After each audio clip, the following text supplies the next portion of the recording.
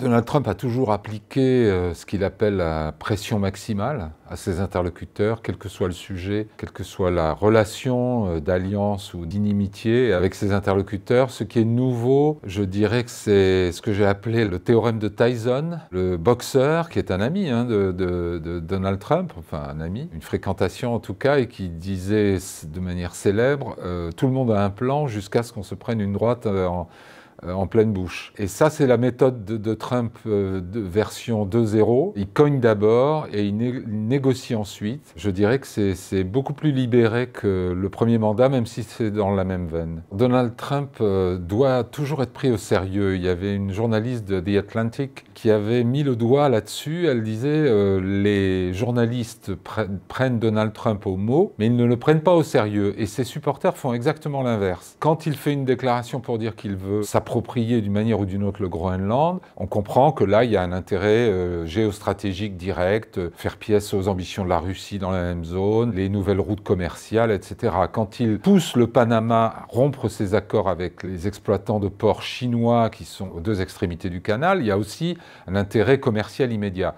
Quand il veut transformer Gaza en Riviera du Moyen-Orient, c'est moins clair. Mais il faut voir que derrière ce projet mirobolant, il y a une menace, qui est la menace d'expulser tous les Palestiniens. Or, le deuxième volet, c'est possiblement de donner son feu vert à Israël pour annexer la Cisjordanie, ce qui serait le vrai coup de tonnerre. Quelques résultats concrets, en effet, le Panama a accepté de sortir des routes de la soie chinoises et de remettre en cause les contrats en vertu desquels une société de Hong Kong gère les ports qui sont à l'entrée et à la sortie du canal de Panama. De même sur le Mexique, la menace de tarifs douaniers de 25% sur à peu près tous les produits exportés par le Mexique n'a pas eu de résultats immédiats sur le plan commercial parce que Trump a suspendu cette mesure pour un mois, mais il a poussé le gouvernement mexicain a envoyé 10 000 hommes à la frontière pour sécuriser la frontière. Notons quand même que Joe Biden lui-même en 2021 avait également obtenu du Mexique l'envoi de 10 000 hommes à la frontière, donc c'est pas sans précédent.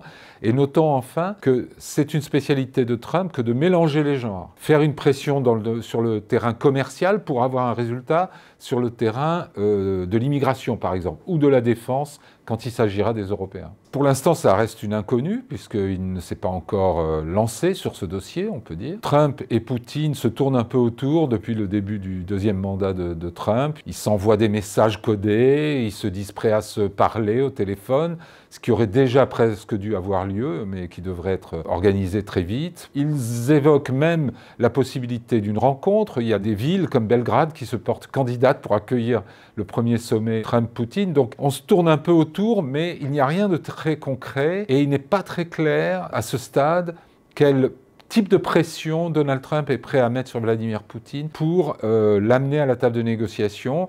Il y encourage, il brandit vaguement une menace de sanctions sur les échanges commerciaux, mais les échanges commerciaux entre les États-Unis et la Russie, ça représente rien du tout. 4 milliards de dollars sur des centaines de milliards d'échanges avec le reste du monde. Ce dossier-là, c'est encore une page blanche, à mon sens. Le président français a fait beaucoup d'efforts, on l'a encore vu lors de l'inauguration de Notre-Dame, pour se rapprocher de Donald Trump. Il l'avait déjà fait en 2017 en invitant Donald Trump au 14 juillet, en se rendant à la Maison-Blanche, en essayant de le convaincre de ne pas détruire l'accord nucléaire avec l'Iran. Il a toujours échoué. Donald Trump n'a pas d'amis, il n'a presque pas d'ennemis non plus, il n'a que des compétiteurs, des rivaux, et les Européens seront logés à la même enseigne que tous les autres sur la planète, c'est-à-dire pression maximale pour obtenir le meilleur deal possible, puisque les objectifs de Donald Trump sont souvent transactionnels. S'il vous donne quelque chose, il veut quelque chose en échange.